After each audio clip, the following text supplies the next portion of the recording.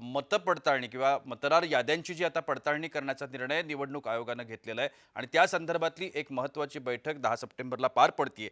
या संदर्भात आपलं मत जाणून घ्यायचं आहे. सगळ्यात पहिल्यांदा काँग्रेसचे कपिल ढोके आपल्यासोबत आहेत आणि बीजेपीमधून मधू चव्हाण जे आपण आहात. मतपडताळणीचा हा जो निर्णय घेतला गेलाय निवडणूक आयोगानं, आपण जर गेल्या काही दिवसातले निवडणूक आयोगाच्या बाबतीमध्ये घडलेल्या जर घटना आपण जर बघितल्या तर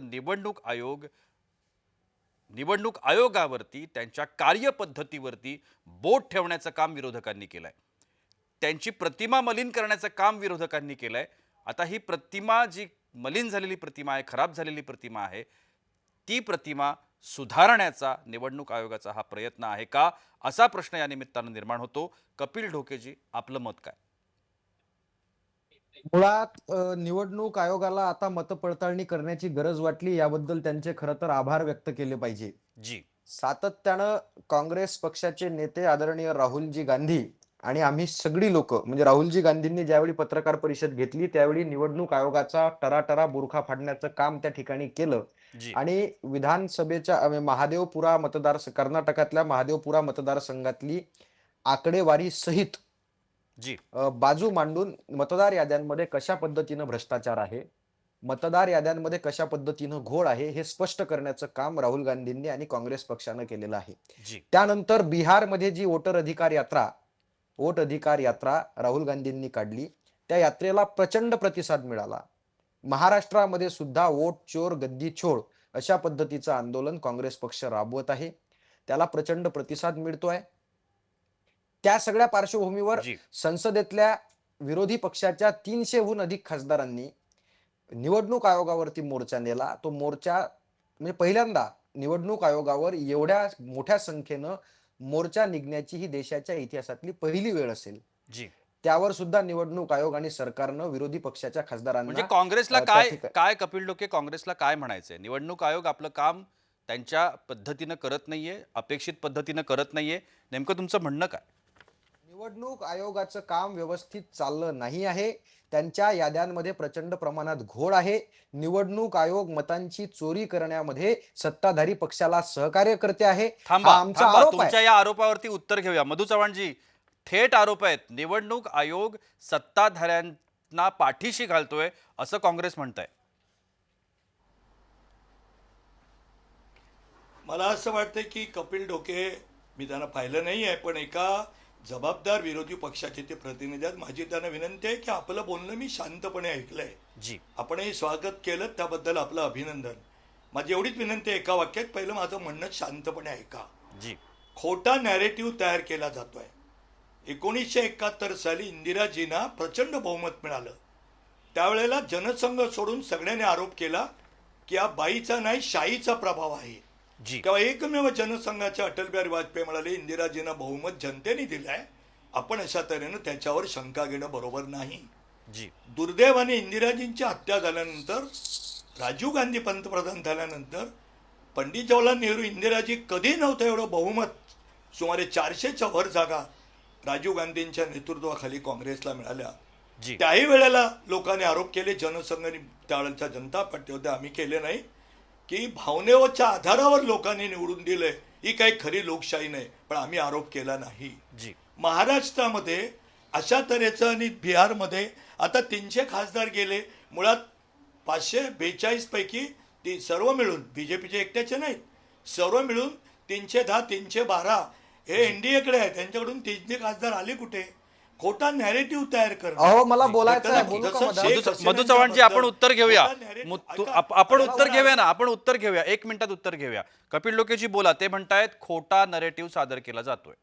अहो, पण तुम्ही त्यांचं चुकीचं मी उत्तर पूर्ण देताय. ऐकलंय. माझं पूर्ण ऐका, मग त्यांना ते बोलताना मी ऐकणार ते बोलताना बोला, मी बोला. गप्प बसेन ना. मला 1 मिनिट बोला, बोलू बोला, द्या. चव्हाण साहेब, तुम्ही बोला, मला बोला, बोलू चव्हाण नका. साहेब, बोला. तुम्हाला विनंती आहे.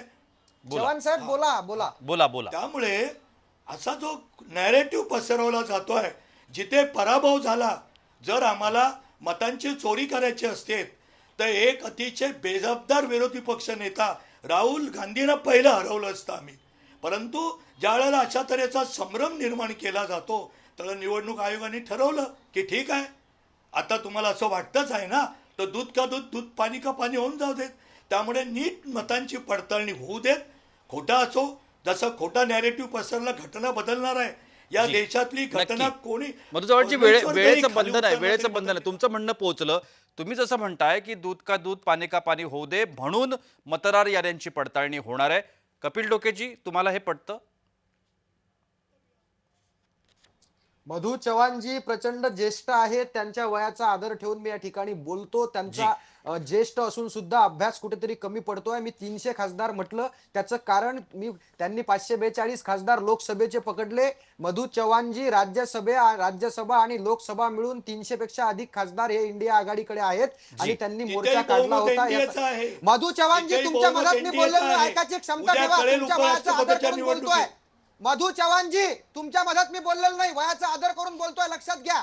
आणि दुसरी बोला अत्यंत बोला महत्त्वाची बोला गोष्ट, बोला तुम्हाला बोला जर मतदार अरे याद्यांमध्ये मित्रवर्य घोळ बोला, झाला मी असं ऐकतो. वाटत बोला असेल, बोला बोला मी ऐकतो. बोला बोला घरात बोला बोला, बोला बिलकुल. ऐका. तुम्ही अहो, बोला, मी ऐका ऐकतो जरा. मित्र. बोला. दोघांनी चव्हाणजी, ऐका वेळेचं जरा. बंधन आहे, एवढंच दोघांनाही विनंती आहे. वेळेचं ऐका बंधन जरा, आहे. मला पूर्ण थोडक्यात बोलू द्या. आपली मतं मांडली तर ती प्रेक्षकांपर्यंत चांगल्या पद्धतीनं पोहोचू शकतील. बोला. आता मधात कोणी बोलू नका, मला बोलू द्या. चव्हाणजी, 300 पेक्षा जास्त खासदार म्हणजे राज्यसभा आणि लोकसभा मिळून इंडिया आघाडीचे 300 पेक्षा जास्त खासदार सभागृहामध्ये आहेत. त्यांनी मोर्चा काढला, हे कदाचित आपल्याला माहित नसेल. एकदा आपण त्या मोर्चाच्या दिवसच्या बातम्या सविस्तरपणे वाचल्या पाहिजे, ही पहिली गोष्ट. दुसरी गोष्ट, मला माहिती आहे, मला निवडणूक माहिती आहे ते.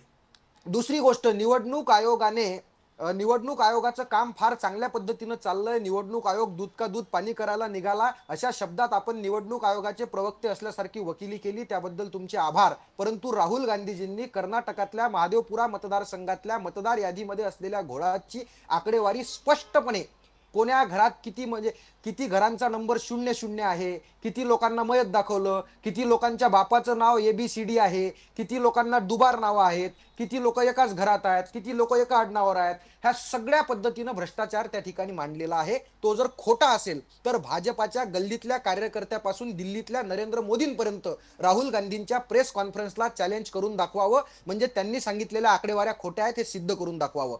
जर ते नसेल तर गुमान मान्य करावं की निवडणूक आयोगाच्या याद्यांमध्ये भ्रष्टाचार आहे, याद्यांमध्ये प्रचंड घोळ आहे, ते साफ करण्याची गरज आहे. आता निवडणूक आयोगानं ज्यांच्या खालचं बावलं होऊन, ज्यांच्या हाताखालचं बावलं होऊन ह्या सगळा प्रकार केला असेल, आता मोठा निवडणूक, राहुल गांधींनी मशीन रिडेबल डाटा मागितला, काय अडचण आहे निवडणूक आयोगाला द्यायला? मशीन रिडेबल डाटा म्हणजे एक बटन दाबलं की सगळा डाटा कपिल डोकेजी, वेळेची मर्यादा आहे. तुमचं म्हणणं पोहोचलं. कपिल डोकेजी, आपण मधु चव्हाण यांचं थोडक्यात उत्तर घेऊया आणि आपण थांबणार आहोत. मधु चव्हाणजी, आपलं उत्तर. मी 2च वाक्यात माझ्या मित्राला सांगतो, त्यांच्या पक्षाचा ते प्रतिनिधी असल्यामुळे ते त्यांची बाजू मांडणार, ती मी ऐकली. एवढं जर सगळं आहे तर ऍफिडेव्हिट का करत नाहीत? खरं आहे तर अफिडेव्हिटच्या Affidavit लफड्यापेक्षा करा. निवडणूक जसं आयोगानं आपल्याला भ्रष्टाचार केला. नक्की. निवडणूक आयोगाच्या अरे याद्या- नक्की, नक्की. याद्यांमध्ये तुमच्या घोळ आहे, दोघां खरं तर हा विषय मोठा आहे आणि हा संपणार नाही. पण माझ्यावरती वेळेची बंधनं आहेत, मला थांबायला लागेल. दोघांचेही आभार. तुम्ही आलात आणि तुमची बाजू व्यवस्थितरित्या मांडण्याचा प्रयत्न केलात, त्यासाठी अगदी मनापासून आभार.